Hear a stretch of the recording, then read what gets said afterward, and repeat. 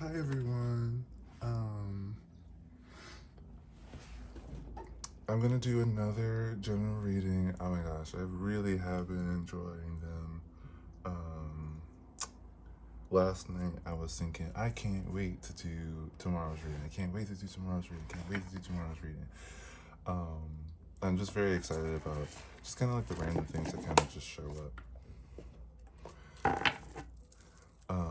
Same deal. Gonna shuffle in silence, pull out some cards until I have enough to make a pretty map.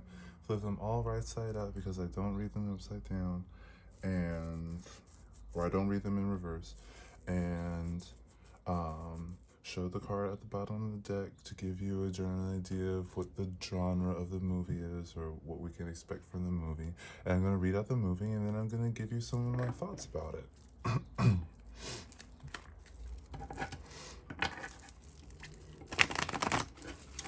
So again, like if you don't resonate with, if you're not resonating with this video, don't continue to watch it. You know, if this is information that you don't want or need, if you watch the other videos, you know that they're a little bit like on the heavier side when it comes to the conversation. So, like I think it's, I've been there and I've looked at tarot card readings just for fun or whatever, but I don't want to trigger anybody. So definitely keep that in mind. Like brace yourself, and if you find yourself in a position in which you have to like look deeply into yourself, don't be mad at me. I told you not to watch it. Okay. Anyway.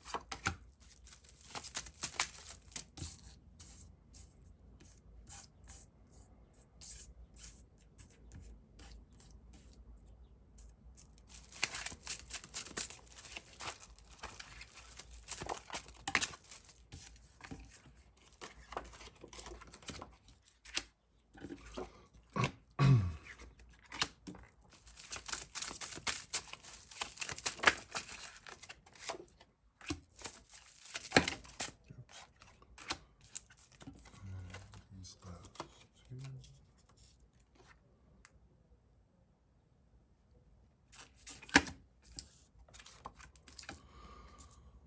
Okay, this is a big one.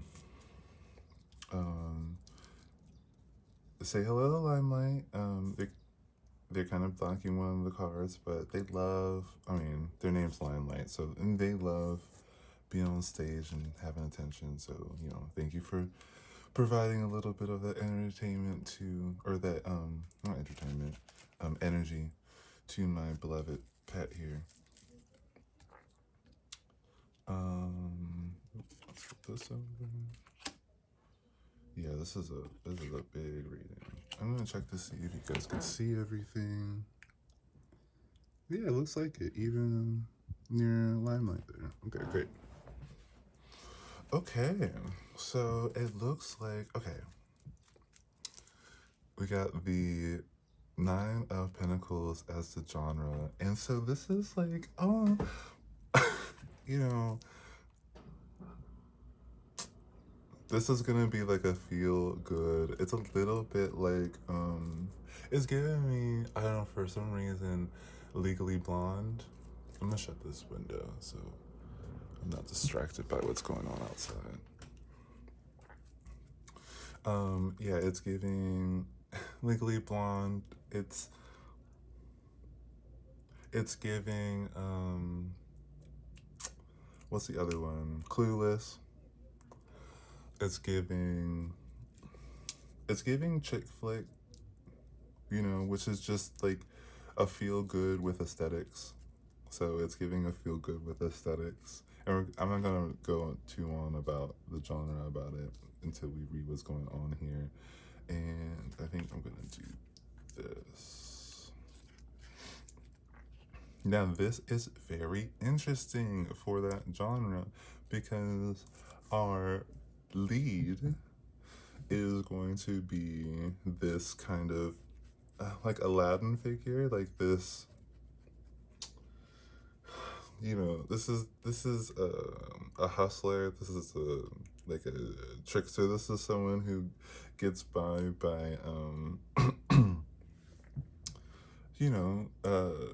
you know swindling others, scamming others, tricking other people into like providing resources for them. Um, which is very interesting. Now, this character is running from. Wow, this character is running from King of Cups energy. Someone holding them like this is kind of like this is giving me kind of like you broke. It's kind of giving me a little bit like you swindled someone close to me. This King of Cups is saying to the Seven of Swords, you swindled someone close to me, and so I'm gunning for you. Um, with a Death and the Emperor card under the King of Cups over the Seven of Swords, it's giving very much like revenge will be mine. This is like even if it's not somewhat like you've heard like if the character, I'm gonna start doing this when I'm talking about whether or not you put yourself in this scenario or not. This is just the movie, so we might just get something out of the movie you might not relate to being the main character, which you might still find the movie rather interesting. So the main character, the Seven of Swords, hurt the King of Cups in some way that the King of Cups is now demanding revenge. It's so interesting. This is a feel good with aesthetics.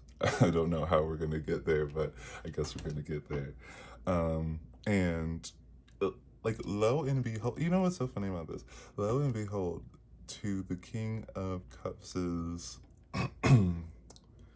like slightedness or like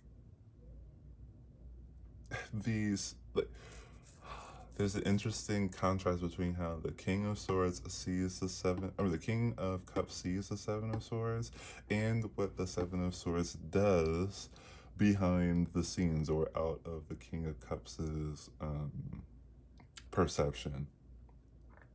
And this Seven of Swords is in this very charitable, very supportive kind of um kind of supportive role in their like community or their family or something like that. There's something about it's like kind of like a secret hidden thing about the Seven of Swords that they're actually a really good person. Like it's giving very much Aladdin energy. Yeah, it's giving that it's giving a little bit of Robin Hood too. It's giving a little bit steal from the rich and give to the poor. I want to see a little bit about how the sliding happened. So we're gonna look. It looks like um,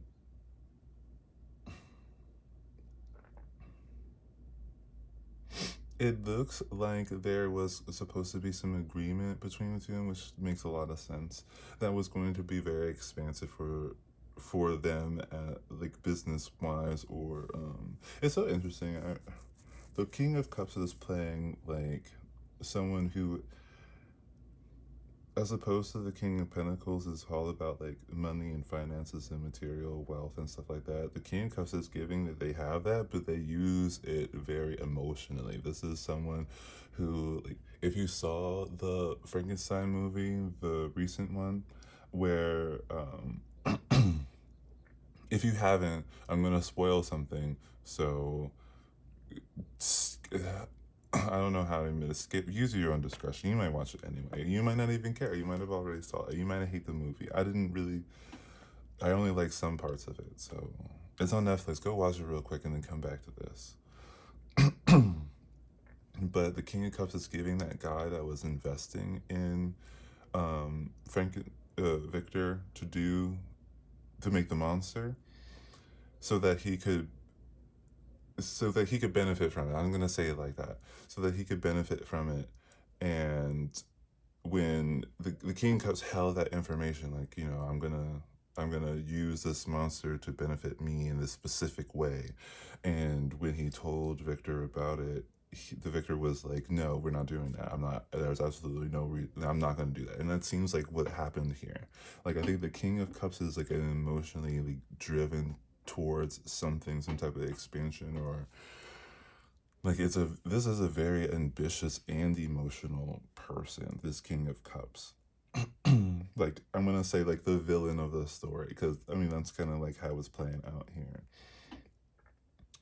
He's very emotional and a little bit demanding with the Emperor and the Death. Like, this is someone who's like very like sensitive in a way that turns like violent, and they're really putting a lot of weight on their emotional instability on this Aladdin character, the Seven of Swords, or Robin Hood character, or what have you.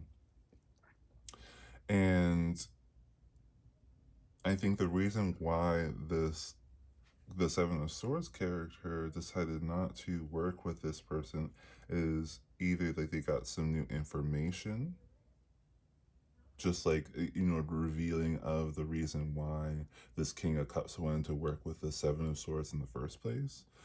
And the Seven of Cups would suggest that there was a bit of like confusion, or maybe things started not making sense. Like, maybe the Seven of Swords realized that with some new information, how much everything else that they were talking about didn't make sense. Like, it wasn't going to really benefit them, or that it wasn't going to benefit like the community, which seems like the with the Six of Pentacles is really important to the Seven of Swords character. I think the Seven of Swords character initiated, or like not initiated, would like agreed to this arrangement or this partnership was to benefit, like to bring prosperity, bring some type of value. So yeah, I'm really getting that this Seven of Swords cup is very for like the people and very against hierarchies. And I think the Seven of Cups thought that this hierarchical,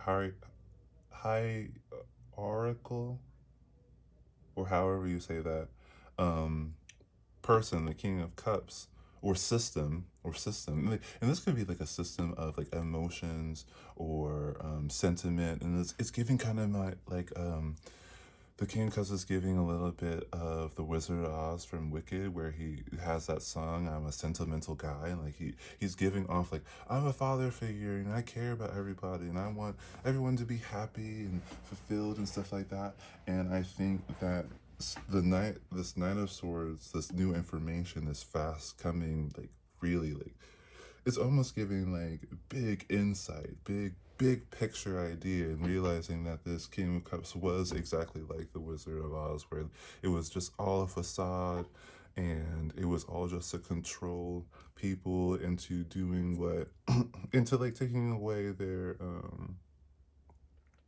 ability to think for themselves, basically. Like, I think this King of Cups really wanted to play with the hearts of like the public, or people that support them, or like the people that they're in charge of. Like, this is giving corrupt father figure. And let's see here, with this new information, like this, like the Knight of Swords next to the Page of Swords is giving like Knight of Swords became the big enlightenment, like the like I have to talk about this, or now that I now that I know this, I can't unknow it. And then the Page of Swords is kind of like the inspiration of getting the information and coming up with a new idea yourself. Like, if this does mean this, then that means I can go this way. You know, it's giving that. It's giving like the Seven of Swords is realizing that they don't have to work with this authoritative figure, and that they can pave their own kind of way when it comes to whatever the like with the oh wow okay with the Nine of Pentacles being the overall theme with the aesthetic feel good, it's almost giving me a little bit like the Hunger Games, but if this was all set in the capital, and whereas like it's all very decorative and stuff like that. And I think that's why we got the King of Cups here with the Nine of Pentacles, where it's an aesthetic feel good and it's all about like playing with the heart. This is like a corrupt kind of like Cupid idea, and it's like kind of like it's almost like let's sell those chalky candies that say text me or whatever or whatever, and you know, we'll make billions and everyone will be happy because they have candy that tells that says exactly how they feel, you know, something kind of like I don't know how to say it in a way that, like, I feel like the King of Cups said that in a way that made the Seven of Cups like, oh yeah, that's actually, you know, that's a fun idea, let's try it, you know, kind of thing I'm getting, I guess. Or like it's a business, and like I guess the Seven of Swords was thinking like that's an interesting thought, you know, the swords are all about thoughts, so this is like, oh, this is interesting.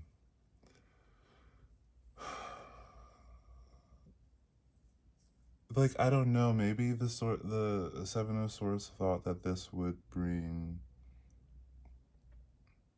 I don't know, maybe the chalky candy scenario doesn't really work because I don't know how to bridge that into a way that's going to be like fulfilling for other people. But I think the King of Cups would know how to phrase that as opposed, like, maybe like, you know, like maybe it's like when you don't know what to say, give them the candy. You know, I don't know, I really don't know. But yeah, this is so with this new information, it's kind of like to like with this new information, the Seven of Swords can see like a really good outlet, or can actually see the goal. Maybe the Seven of Swords didn't have a goal, maybe just knew something was wrong, but they didn't know what to do. And I think this with this new insight and this new idea, they've actually found something they're striving to go for. They're striving to like bring to the world. And I think that this King of Cups is like knowing this information or feeling this information, or is like, for just because with this Three of Pentacles, this could be with this Three of Pentacles being on this level, it's giving like the King of Cups is kind of like working hard with like other people or other, like they're using their resources to kind of like make this not happen, because I think that this new idea is completely contrary to what the King of Cups wants. Like, if this new idea comes to fruition, then this King of Cups will have nothing. They would have no like emotional or sentimental sway on the masses, and they'll turn on them, kind of thing. It's kind of like, this is giving me, the King of Cups is kind of like giving me poster boy,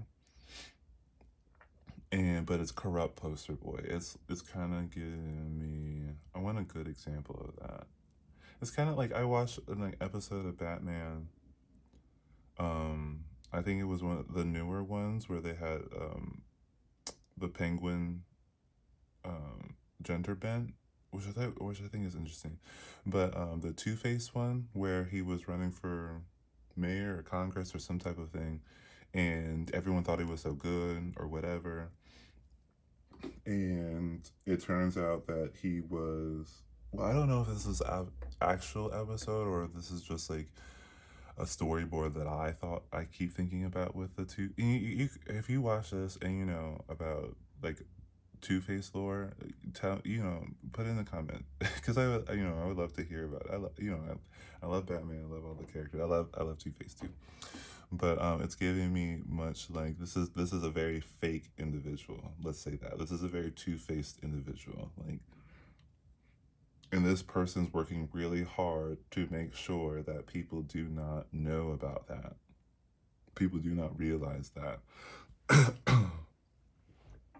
This is so funny. Like, and this could be something about like how um, they may talk about how you're supposed to look or what's attractive or what's influential or enticing, like how to be important. It's giving me like popular. It's giving me a little bit like I'll teach the masses how to do glamour or something like that.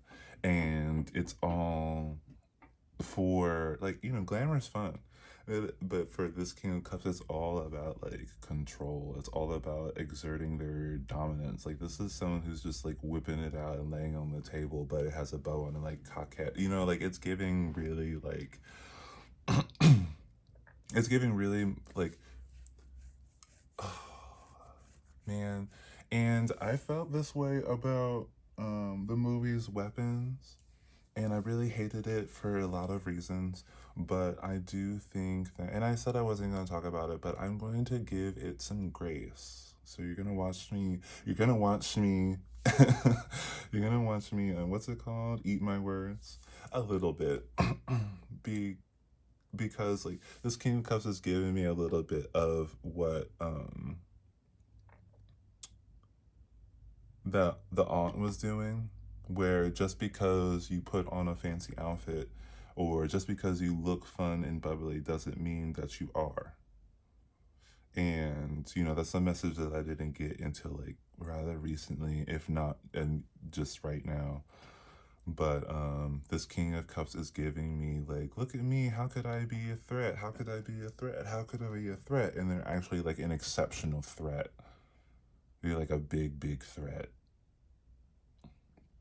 But anyway, let's move on to this side. Um, with this partnership and this confusion, I think that I think it's the same thing with this empress here. I think it's giving the same thing like for the King of Cups, this is how they trick people, and for the Seven of Swords, this is what they want for people.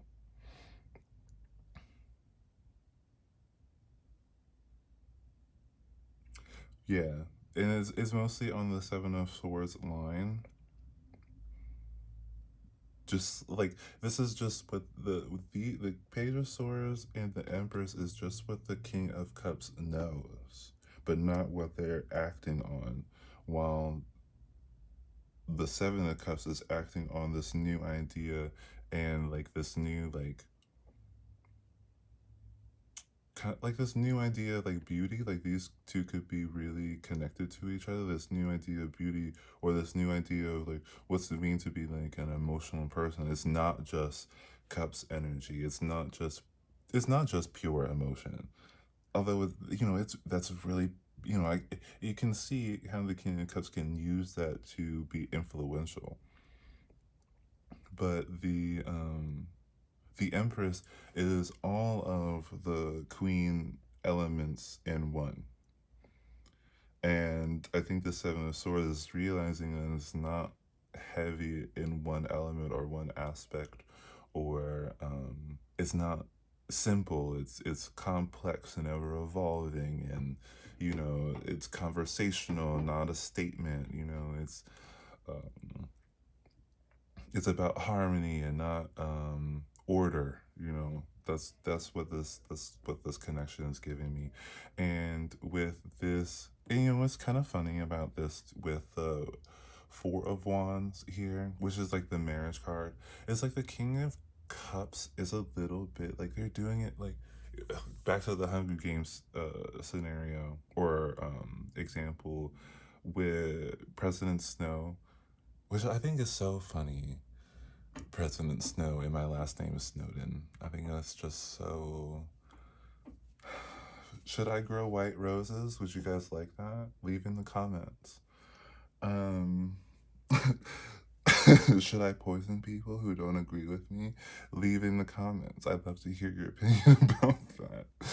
Um, but no, the King of Cups is giving real President Snow energy, where it's because if you saw the movie or heard about it at least, I didn't have to see it to hear about it, but I did see, I did watch all of them.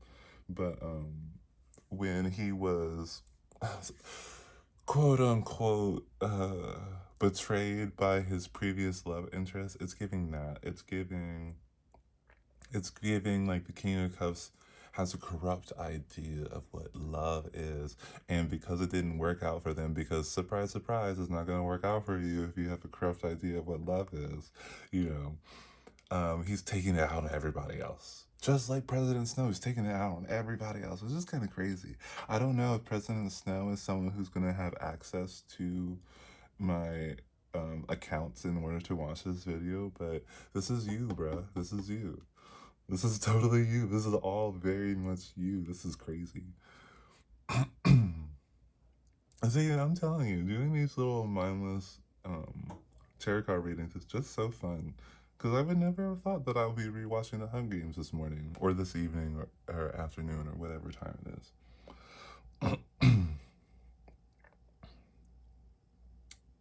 That is just so crazy. And you know what? And I think it's so this is so crazy because with the Fool here to represent like kind of like the end goal or the essence of the Seven of Swords, like this is a very like again, this is very Aladdin, this is very Robin Hood, this is very take from the rich and give to the poor. This is very good intentions. This is very like it's so interesting because it's good intentions but not so heavy on being like purely angelic. Like this isn't a person who this main character isn't a person who isn't afraid to get their hands dirty or tell it like it is. Like this is a person who just has really good intentions but also has like a little bit of a bite to them. Like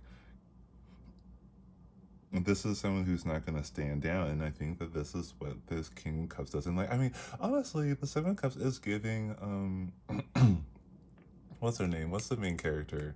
Jennifer Lawrence's character. Um, not Primrose, not Peta. What's her name? Katniss. Katniss. She is giving Katniss. Like this is Katniss. Like, just go watch the Hunger Games, I guess, because this is what's happening. This is what's happening. I don't think that this King of Cups though is this King of Cups isn't very thought oriented. Like this King of Cups isn't this King of Cups isn't strategic. They're demanding. They're insisting. They're like a little bit desperate, a little bit like whatever means possible.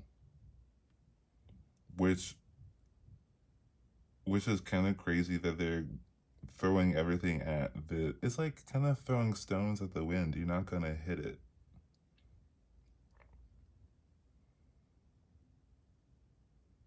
This Seven of Swords is just too clever for the energy that's going on up here because it's all about we got wands, wands, cups, cups, Scorpio energy, Aries energy. So more fire, more water, and then a little bit of earth, like just the and that's what I mean by like they have resources, but they're not really like known for that. They're known like their resources is just honestly about how well that they can manipulate other people. And this is like this is giving me someone who's not above doing like going like not above blackmailing people or holding other people's friends or family hostage. Like this is someone who This is someone who hurts people just because they can, because they want to. This is a very self-centered individual, like a very selfish person. And they use people. They do not see people as people. They see people as resources. They see people as tools. They can't comprehend what it is to actually have a sentimental attachment to somebody. And I think it's because they are stuck on the idea of what they thought was a sentimental, like they have a really corrupt, like I think this is someone who hasn't thought about how their previous relationships are affecting their world. Like this is someone who's just very, very insistent. Like this is a very fragile hearted individual. And then they picked up the pieces of their broken glass heart just to cut everybody in the vicinity. It's just kind of crazy. This is giving like wild animal. This is giving a little bit like someone who has rabies. I don't. This is. I was gonna say I don't know who needs to hear this or whatever, but well, we're gonna go through the movie review as like what messages is supposed to be inspiring in us or something like that. But this character is a mad dog. This is a mad dog. Yeah, all that water, all that fire, they're just boiling over. Like this is someone who's like pissed. Like this is someone who cries and punches walls. That type of like, yeah, this is that type of like, I think, you know what, now that I'm thinking about it, I wonder if individuals who experience that type of feeling can't put words to their feeling, seeing as there's no swords. Maybe for this particular character in this particular movie, how they're being portrayed in this show is that they can't process their feelings. They really cannot process their feelings. They can't process their feelings, and they can't see. They have no foresight. I think that's what it is too. Like they have no optimism in the future. They can't see good things happening. All they can see is how they can control a situation. They're more about damage control as opposed to letting things progress. Like and it does seem like this is the type of person that hates progression in others. They hate progression in others. This is the kind of person that wants people to be like stuck.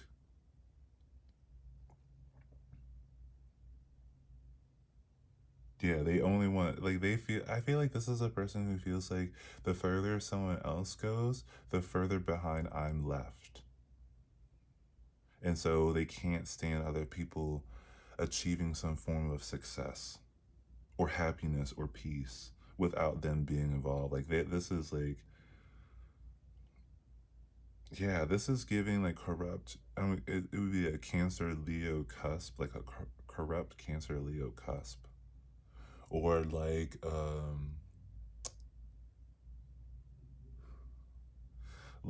a Cancer rising and a Capricorn sun. Like this is giving a little bit like I'm just tricking you into you doing what I want you to do. This is what I was talking about this in another video about flattery. And I feel like this is a person who flatters people into doing what they want instead of genuinely giving a compliment when they feel inspired to give a compliment. This is someone who withholds compliments or flattery or praise if they think that it's going to boost someone away from them. Like, this is a very insecure person. And I don't know why I had to go on such a rant about this king, because I mean, like, I don't know. I feel a little bit of like Ugh, I I hate to say it, but I feel a little bit of disdain towards this energy. I'm gonna say towards this energy, like not to say that people don't fall into this kind of like from moment to moment, this kind of like no, I want this. Like it's giving tantrum. This is a very tantrum person, and we've all been two. We've all been two. We've all gone through our terrible twos, I guess. I don't know. Maybe some babies don't. I don't know. But we've all had like a little bit of like a stomp their feet moment. I have. I have. But I do think that this person is making that their life, and I find that a little bit repulsive, honestly. Especially at the disadvantage of everybody else. And I guess the thing about it that makes it so disturbing to me is is like wielding emotion against other people is just, it's like, I guess the other ones aren't bad. Like if you wield thoughts against other people, it's just mind control. If you use finances against people, that's just capitalism. And if you use um, energy or competition against other people, that's just sports, honestly. That's just regular competition. And you know what? I think it would be different if this King of Cups was actually a King of Wands and they inspired, like, it would be like pushing people to do, but I mean, I guess it can still get really corrupt, especially like with the death and the Emperor, and that's more like killing people. Like, that's more like an assassination, I would say, in this. But the King of Cups, like, hurting people emotionally. I mean, I guess it's really disturbing because I did watch all of Hunger Games, and that was what Hunger Games was all about. It was weaponizing people's emotions, or their sentimentality, or their attachment to things, or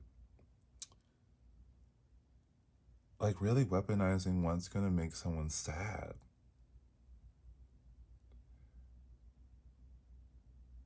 And that's just kind of really, I don't know. It just seems exceptionally cruel to me. Yeah, it just does seem exceptionally cruel. I don't know how to really word it in a way that gives distinction between someone who manipulates people with emotion as opposed to someone who manipulates people through ideas.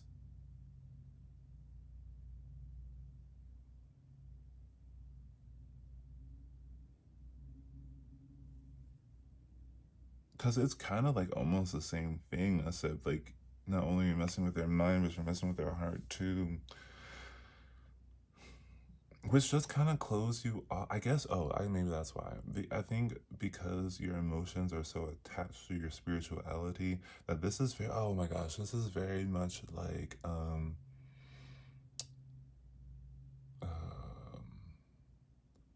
religious warfare, where it's very much like I'm hurting people for my God kind of thing. It's like not like the war part, but like like it's the missionary. I guess it's the missionary part where you try to erase other people, like people's existing religions, so that they accept yours. It's giving that. It's giving. It's very. It's corrupt. It's a corruption of the soul. Like they're trying to corrupt other people's souls.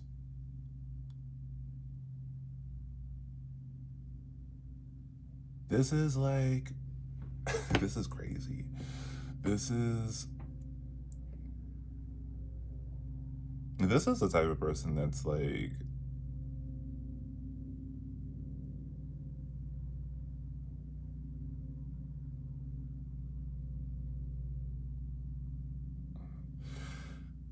yeah, this is the type of person to convince other people that someone that they don't like is evil just because the person that they don't like. No, this is what it is. This is someone who convinces other people that someone that they do like is evil just because the person that they like doesn't like them back. That's what it's giving. This is jaded X. This is um this is scorned suitor. This is like, because it doesn't seem like this. The, the King of Cups in the Seven of Swords doesn't look. It looks like this Four of Wands, like marriage, like coming together energy is a little bit like one-sided. And they're mad. They're big mad. There was like their one last chance. Like, again, this is a person who's not optimistic at all. Not optimistic at all. I mean, like, and I guess, well, wait, I guess it's. Sorry, my words got all jumbled. But I guess the messaging that we get from this story is. The messaging we get from the story is, what is your community giving to you? I'm gonna say. I said this so confidently. Uh, um, this is giving, yes, this is like, how do you support your community? How do you, yeah, how do you support community without projecting an idea of how things should be just because you think they should be?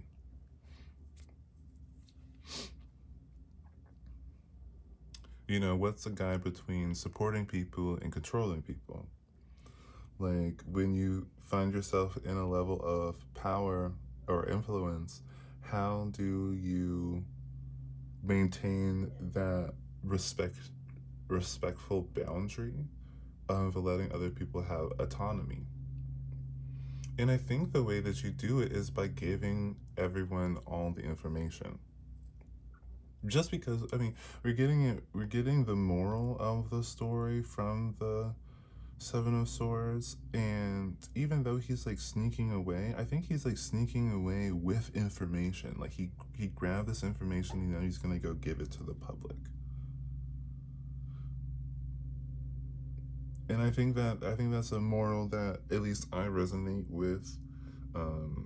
Give the information, give like real. I know that's hard now with AI. I really have a lot of feelings about AI, but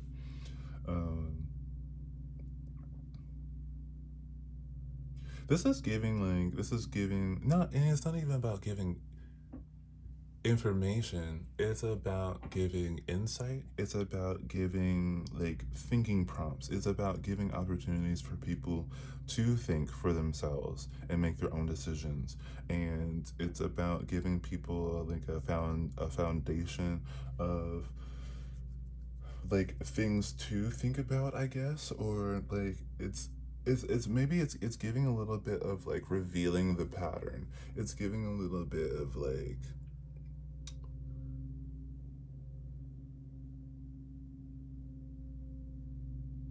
it's a little bit of like giving a history lesson, but it's a little bit more like concise or digestible, or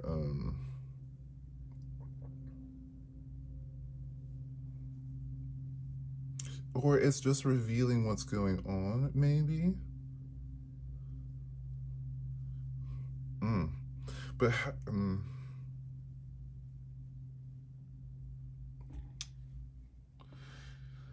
the integrity in that is it being,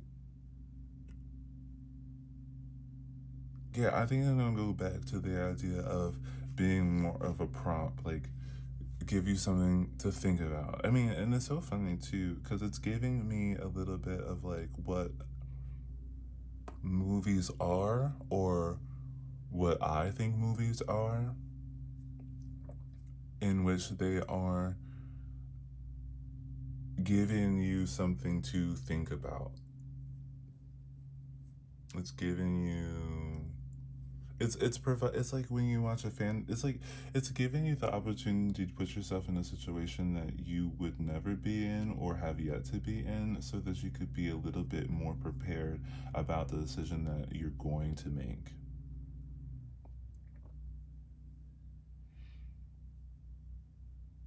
You know, and it's giving a little bit of an example of what people do when they run into situations like that. Like,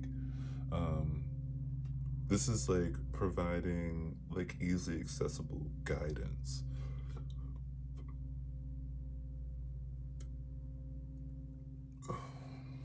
Yeah. It's a little bit of like just telling my like this person's story, like my story, your story, like telling like maybe the moral of the story is that people should talk more about like things, I guess. In a general sense.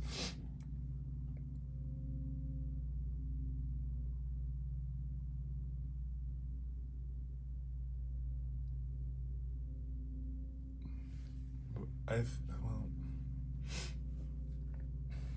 which I think is something that the King of Cups knows and uses.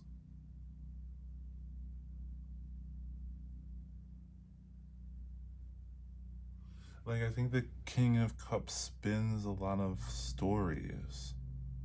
And I guess the Seven of Swords, in response to that, would say, well, do your research, look into it. Is it true? How do you know it's true? How are you going to, at what level of synchronicity do you need it for to be considered clarification?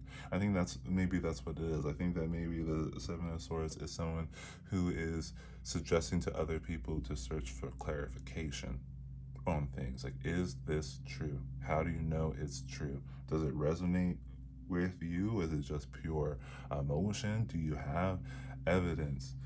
Um,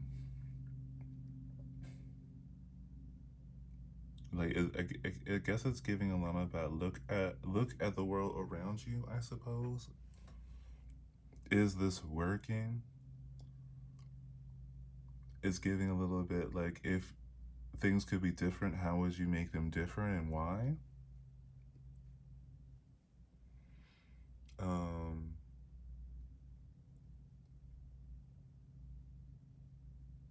it's like asking people, what are we missing when it comes to our emotional attachments, especially when it comes to like in a societal level. Like, what information, like it's kind of like, if like what information would you have wanted um when you were younger that you could provide now? Like something like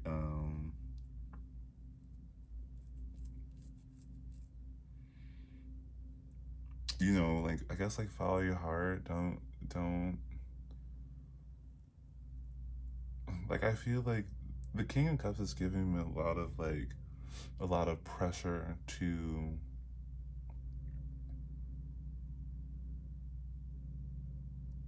I mean, with the Nine of Pentacles being the look good, feel good kind of thing, it's giving a lot of pressure on what it is to be appealing.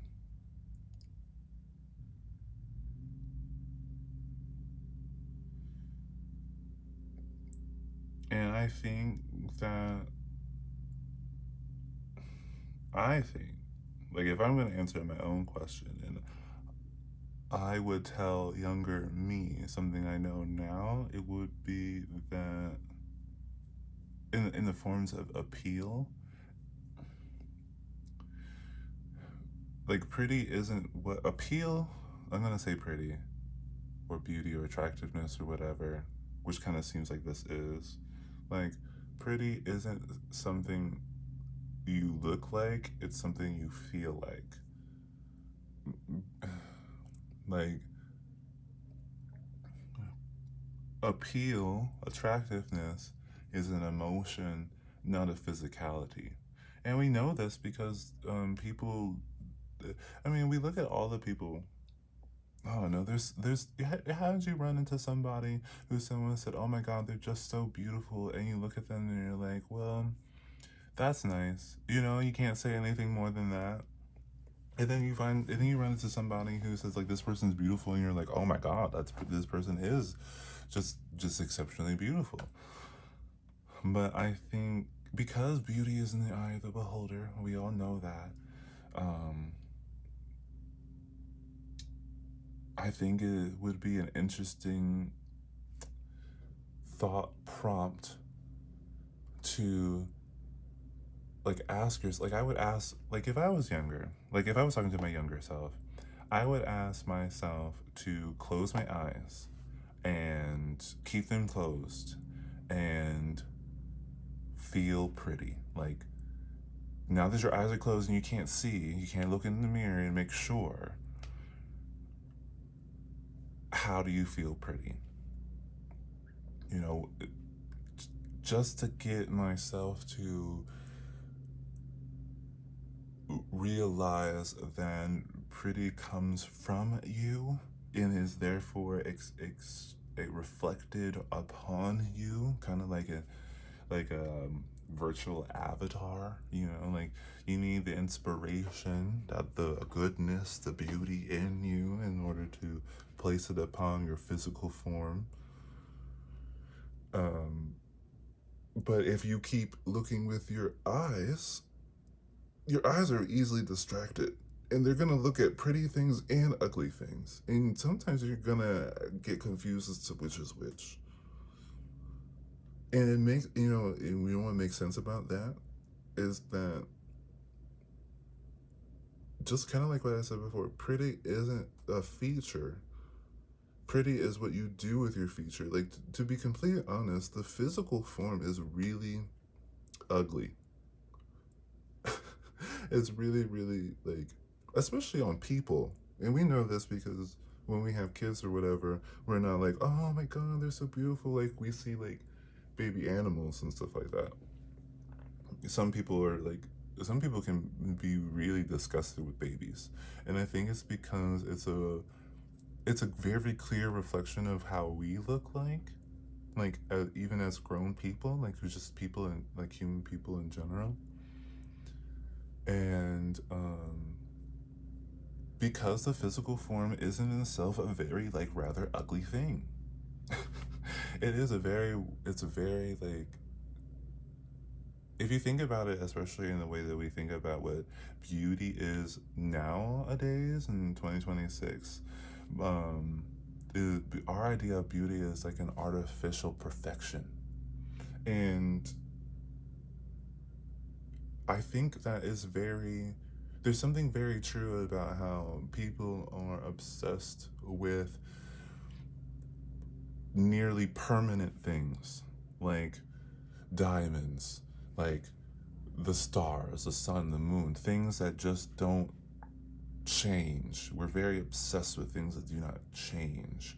We find that very beautiful because the idea of being permanent seems like a status, and especially how we view religion and stuff like that, in which all the gods are immortal and consistent forever, always been and always will be. Like this idea of like this. I think in the past it was like a celestial beauty, and now it's an artificial beauty because it's all very much the same thing. As it's a permanent beauty. It's and by permanent beauty I mean it's just purely permanence. Beauty isn't something that exists past your pers- perception. It doesn't exist past your perspective. And since humans are big thinkers and we think about this stuff, even if it's just subconsciously, we understand that our physical form changes, honestly, exceptionally. Like our body changes ridiculously, like from day to day. You know, like when people talk about bad hair days and stuff like that, it's very like you never know when it's gonna happen. Like especially when you're going through your teens, and sometimes when you're an adult, you get like acne and stuff like that, and it'll just kind of like show up out of nowhere. You can't like, you know, and that's a very frustrating thing to people because it just shows us how impermanent we are, and that makes us feel really ugly. And I think the way that people get over that, or how we see beauty in other people, is that other people have been projecting a form of permanence onto themselves, which I consider like a signature. And it's like if you always wear this particular type of wig, or you always wear the same nail color, or you always wear like your silhouette is always very similar. Like either it's like a really baggy silhouette or a really tight silhouette or something like that. But the consistency, and this is why we love celebrities so much, because they're able to provide a level of consistency or permanence to their image. And this is why plastic surgery is such a big deal, because we need to maintain that permanence as much as possible as a celebrity in order to be seen as beautiful, because our idea of beauty is permanence. And I think I was going somewhere with that if I hadn't already said it, but like yeah, I mean, I'll just reiterate, like, beauty is the beauty is your, I guess that's where I was going, beauty is your internal style. Like someone who decides to be bleach blonde, 24 hours a day, never changing it, that is something inside of them, not outside of them. And that what makes them eye-catching, because it's very fascinating on a subconscious level to see someone overcome their natural ugliness, which everyone has. Especially, yeah, I mean, I'll just leave it at that. To overcome your natural ugliness is to find a way to provide a permanent style. And that's all very personal.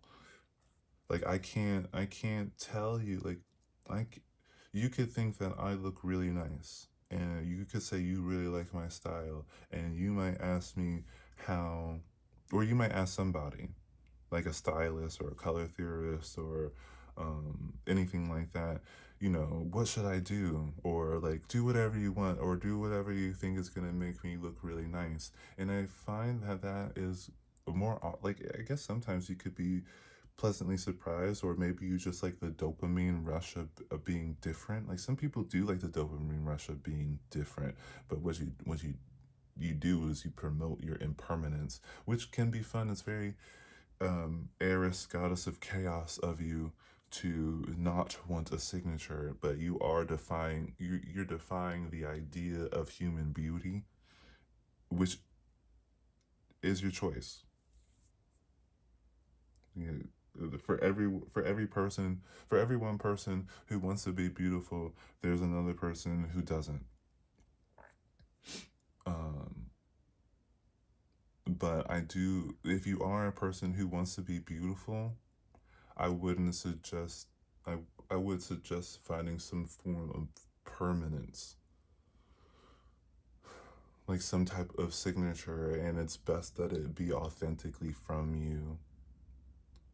So, because it's kind of like, it's a crazy thing to say, because a lot of people, with that saying about like don't judge a book by its cover, it's a little bit like you can't judge a book by its cover, because people don't know that they have a cover, or they don't know that they can edit their cover or make their cover, or you know present their cover in a particular way, but everyone can. And if everyone did, we would be able to judge a book by its cover. We would be able, I mean, there would be surprises, of course, but we would be able to get a really good idea. It's like when someone walks around in a furry suit. You're not surprised when they tell you that they're a furry. you know? You don't have to go like, aha, I knew it, when you suggest that that person's a furry, and they are. And this is kind of like, and you can go as far as, furry or whatever it is. And this is like dressing goth, or dressing preppy, or dressing like very like festival fairy kind of thing, or dressing like very corporate all the time, business suit. Like you kind of want to let people know who you are, and your clothing, your hair, all your accessories, hair, nail, clothing, shoes, bags, all that stuff will suggest an internal world, and someone can decide whether or not someone can decide easier, more easily, to spend time with you, or which is, effort, to spend time with you based off your appearance, at least to initiate something.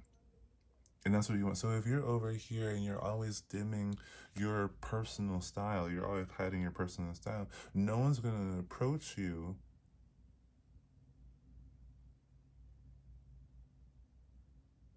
No one's going to approach you because of your internal world. It's like what I was talking about in my other video. If you do not show it, people can't recognize it. And if they can't recognize it, they can't love it. And there's something so spiritually personal about having a style that I again, you don't have to listen to me, but I find it almost crucial into finding friends, found family, and romantic relationships to present yourself in a way that matches your internal world. And I think this is why, like I think this is why hormone therapy, plastic surgery, and gender transitioning, as well as non-conformative clothing options, or like DIY clothing, customizing clothing and costuming and stuff like that, is exceptionally important aspect of the world. You know, that is the cunt of the world. This is what we consider cunt or cunty in this world, and that is so important because to be cunty is to be spiritually aligned.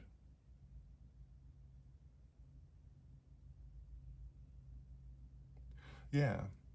And I think with all that said, I'm going to leave it there.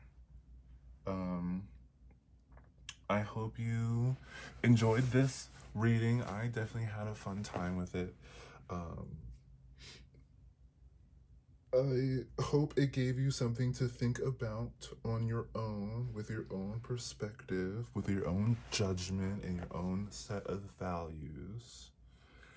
I hope that you I hope that you continue to express yourself in a way that's authentic to you. And I thank you for providing a level of cunt to the world that at least I can appreciate. All right, it's an hour. Oh my god. Thank you. If you've been here to the end, thank you for listening to me jabber on. I don't know if this always going to, I don't know if this is a trend and all these videos are going to get longer and longer and longer and longer and longer again. But, you know, please, you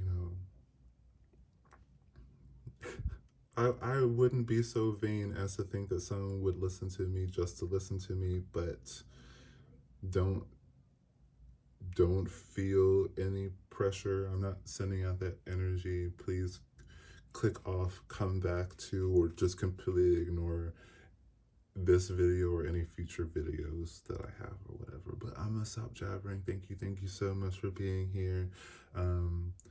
Limelight says hello. And we both wish you a very wonderful day.